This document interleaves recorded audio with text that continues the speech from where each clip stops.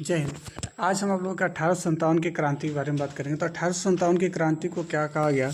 1857 की क्रांति को कहा गया पहली भारतीय स्वतंत्रता आंदोलन भी कहा गया था। और भारत के इतिहास में क्रांतिकारी घटना के आधार पर इसे, जैसे कि ब्रिटिश के अत्याचार को बढ़ रहे ऐसे भारतीय आक्रोशों को बढ़ता था, जिससे 1857 की क्रांति ने को हवा दिया। यानी कि 1857 की क्रांति का मात्र एक उद्देश्य रहा कि ब्रिटिश द्वारा भारतीयों पर अत्याचार करना। इन अत्याचारों को रोकने के लिए भारतीय लोगों ने क्या किया, यहाँ पे आंदोलन करना शुरू कर दिया। तो इसी के मुख्य जो बात रहे, यानी कि 1857 क्रांति में जो पहला कारण रहा राजनीतिक कारण, क्या राजनीतिक कारण रहे और इसके सामाजिक कारण रहे, धार्मिक कारण रहे, political, social, economical and immediate और भी तमाम कारण है, जिसकी वजह से 1857 की क्रांति शुरू हुई थी। तो 1857 की क्रांति के बारे में राजनीतिक कारण जो दिए गए हैं, इसमें बताया गया कि इसकी संधि और डलहौजी, जो उस समय भारत में जो वायसराय थे, लॉर्ड डलहौजी ने सहायक संधि और डलहौजी के लेफ्ट नीति के तहत भारतीय शासकों में असंतोष पैदा हुआ। असंतोष का मतलब हुआ कि जो लॉर्ड डलहौजी ने जो अपनी नीतियां रखी संधि में, जो अपने शर्तें रखे हैं, उससे भारतीयों को उससे संतुष्टि नहीं हुई। यानी भारतीय उनके शर्तों से सहमत नहीं हुए। इसी के वजह से उन लोगों ने इसके बीच में क्या कर दिया, लॉर्ड डलहौजी से और अंग्रेजों के विरुद्ध में इन्होंने शुरू कर दिया। इनकी एक कारण क्या रहे कि इनकी कारण जो रहा, यहाँ का subsidiary alliance and the doctrine of lapse सबसे बड़ा जो कारण रहा, इसके डॉक्ट्रिन्स ऑफ लैप्स और सब्सिडरी अलायंस रहा। सब्सिडरी अलायंस क्या रहा कि सब्सिडरी अलायंस के तहत दे रखा गया कि अंग्रेज़ों में जो अंग्रेज़ थे उस समय में, जो भारतीय शासक थे, जिनका कोई उत्तराधिकारी नहीं था, यानी जिनकी कोई उत्तराधिकारी का मतलब यानी उनके बच्चे नहीं थे। यदि उनके बच्चे नहीं थे तो उनको क्या करते थे अंग्रेज़ों ने, उसे अपने राज्य के अधीन में सम्मिलित कर लेते थे। यानी कि उनकी राज्य की सीमा अभी सीमित थी। पूर्ण रूप से सभी राज्य, यानी सभी जो अलग अलग शासक थे, जैसे झांसी रहा, यूनाइटेड प्रोविडेंस रहा, ये सब अलग अलग थे उस समय पे। लेकिन इनको इन्होंने क्या किया, अपने राज्य में राजस्थान राज्य, इन सबको अपने करने के लिए ये लोग हमेशा सोचते थे कि सारे राज्य हमारे अधीन हो जाए, जो कि ये राज्य जो थे ये उनके अधीन नहीं थे। तो इसी चीज़ को उन्होंने कहा कि यदि उसमें से वे लोग ऐसी स्थिति में पाए गए तो उनको क्या करना रहता था, उसके अधीन हो जाना रहता था। तो इस चीज़ को उन्होंने शुरू किया।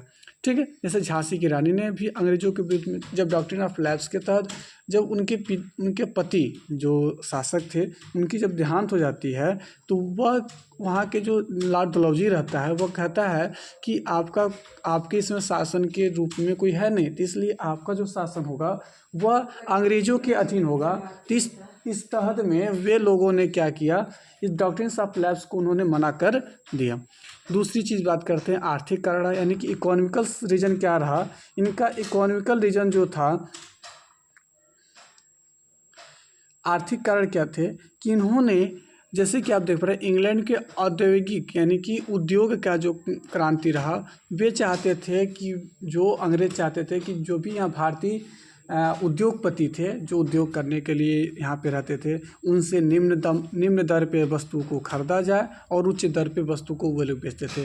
पहले कारण है। दूसरी कारण ये रहा कि वे चाहते थे कि वहाँ के उस समय में जो वहाँ के किसान वहाँ पे खेती करना चाहते थे, वो खेती ना करके हमारे द्वारा संचालित जो हम कहें उसी खेती को वह करें। इस चीज़ को उन्होंने मांग किया, लेकिन भारतीय इसके क्या करते थे, खिलाफ थे। तो इसी चीज़ में हम आगे इन्होंने देखा कि इसी आधार पर यहाँ के लोगों ने उनसे आंदोलन करना शुरू कर दिया। सामाजिक और धार्मिक कारण क्या रहा? सामाजिक धार्मिक कारण क्या रहे? अंग्रेजों के अत्याचार राजनीतिक और आर्थिक कारण के तहत सीमित नहीं था। यानी अंग्रेजों ने इनके सामाजिक और धार्मिक रूप से उनके सहमति में नहीं रहते थे, यानी भारतीयों को उसके विरुद्ध में रखते थे कि वे चाहते थे कि वे लोग अपने शासन धर्म, ब्राह्मण या अन्य जो समुदाय थे उसको न मानकर ईसाई ऐसे अपने धर्म में उनको लाना चाहते थे। वे चाहते भारतीयवासी ईसाई पादरी लालच देकर ईसाई बनाना चाहते थे, इसके भी विरुद्ध किए गए। इसी वजह से दूसरी अगली जो कारण है, सैनिक कारण क्या है? सैनिक कारण मतलब क्या होता है? सैनिक कारण का मतलब होता है कि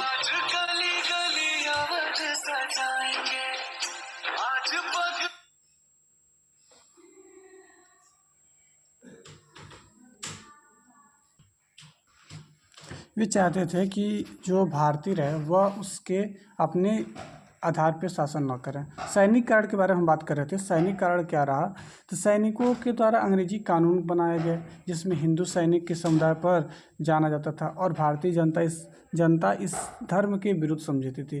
परेड के समय अभद्र व्यवहार करना, भारतीय सैनिकों में बहुत कम वेतन देना, भारतीय सभ्यता और संस्कृति का उपहास उड़ाना, यानी कि वे यहाँ के सैनिकों का उपहास उड़ाते थे उनके कल्चर के बारे में। तो ये भी एक कारण रहा जो हमारे सैनिक कारण रहे। दूसरा कारण इसमें यह रहा कि वहाँ पे जो कि कारतूस का भी निर्माण किया, उस कारतूस में दांत से खींचना कारतूसों को, और चूँकि पता था कि कारतूस एक मांस के द्वारा बनाता था, ब्राह्मणों के लिए मांस का सेवन करना अलग एक नहीं होता था। इसमें तत्कालिक कारण में बात करें, सैनिकों को 1856 में ऐसे कारतूस दिए गए जिनके मुंह से काटना पड़ता था और इस पर गाय या सुअर की चर्बी लगी होती थी। बैरकपुर छावनी में के कुछ सैनिकों ने इसका प्रयोग करने से इनकार करते। मंगल पांडे नामक सैनिक जिसका नाम आज भी लिया जाता है, उन्होंने इस क्रोध में, जो मंगल पांडे जो कि हमारे सबसे बड़े योगदान रहा कि इस समय में इन्होंने सबसे बड़ी चीज़ों से इन्होंने मना किया कि हम कारतूस का इस्तेमाल नहीं करेंगे क्योंकि इस पर चर्बी या गाय या सुअर की चर्बी लगे होते थे। आज चूँकि हम ब्राह्मण हैं तो हम इसका इस्तेमाल नहीं करेंगे। तो इसी वजह से यहाँ पे जो तत्कालिक कारण रहे। 1857 की मुख्य घटनाएं के बारे में बात करेंगे तो 1857 की मुख्य घटनाएं कौन कौन सी?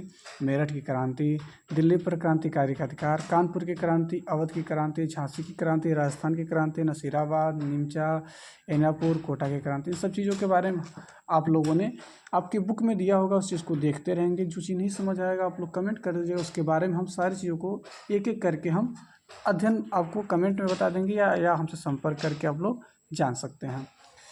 कहते हैं कि 1857 का परिणाम क्या रहा, तो भारत में ईस्ट इंडिया कंपनी शासन समाप्त हो गया और भारत का शासन सीधे इंग्लैंड सरकार का था। यानी कि उसके पहले ईस्ट इंडिया कंपनी जो थी, यानी कि वह इंग्लैंड का ही एक, पहले वह यहाँ पे भारत में आया था 1616 ईस्वी में। यहाँ पर वह केवल व्यापार करने के लिए आया था, लेकिन उन्होंने यहाँ के शासकों ने उससे कुछ व्यावसायिक रूप से कुछ पैसे कर लिए और वह ब्रिटिश सरकार के सहमति से यहाँ पे शासन करना शुरू कर दिया।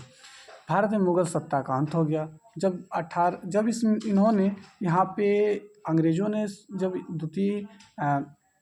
1616 ईस्वी में जब यहाँ पे व्यापार करने के लिए आए और जब ईस्ट इंडिया कंपनी की इस्टेब्लिश कर दिया इन्होंने, तो वहाँ पे जो हमारे मध्यकालीन इतिहास में जो मुगल शासन था वो समाप्त हो गया था और भारतीय शासकों के दत्तपुत्र लेने की अनुमति दी गई। दत्तपुत्र का मतलब होता है किसी को गोद लेना। क्या होता? गोद लेने का भी प्रक्रिया शुरू हो गया। अंग्रेज भारत में देसी राज्यों को अपने साम्राज्य में मिलाने से मना कर दिया। यानी अंग्रेजों ने भारत के देसी राज्यों को अपने में मिलाने से मना कर दिया। यानी कि मना क्यों किया? क्योंकि भारतीय जो थे वो उनसे कोलैप्स नहीं करना चाहते। भारत के गवर्नर जनरल को वायसराय बना दिया। अब इस और क्या हुआ कि 1857 क्रांति, उसके पहले गवर्नर जनरल हुआ करते थे, अब उनको क्या कर दिया गया? वायसराय बना गया। 1 नवंबर 1858 ईस्वी को विक्टोरिया द्वारा सरकारी नौकरी योग्यता के आधार पर दी जाएगी, ऐसी घोषणा कर दी गई। और उसके पहले क्या था कि उसके पहले जो यहाँ के शासक थे उनको जो नौकरी होता था मात्र उनके कि वैसे ही दे दिया जाता था। यानी जो अंग्रेज जिसको चाहते थे उसको नौकरी देते थे और जिसको नहीं चाहते तो उनको नौकरी नहीं देते थे।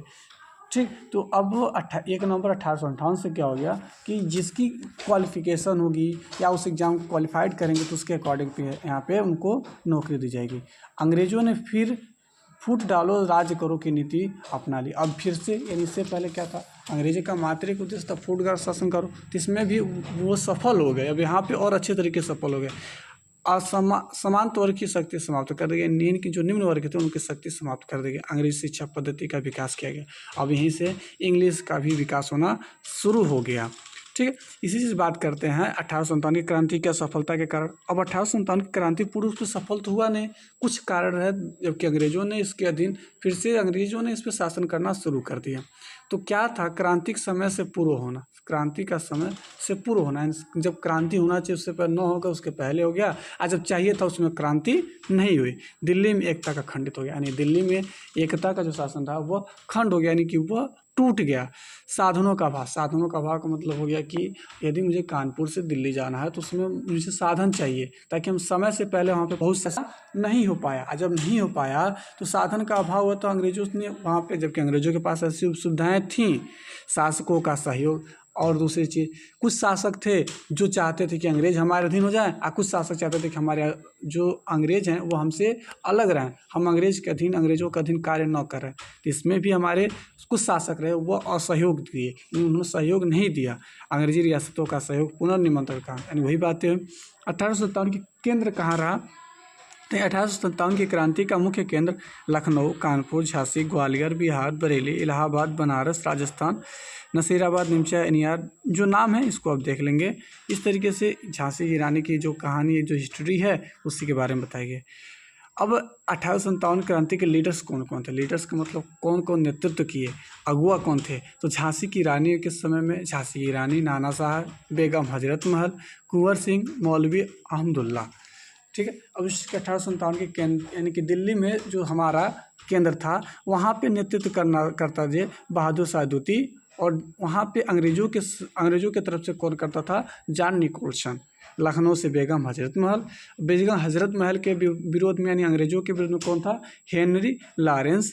कानपुर में नाना साहब, सर कोलियन कैंपबेल। झांसी और ग्वालियर में रानी लक्ष्मीबाई और तात्या टोपे, जनरल ह्यूम रोज।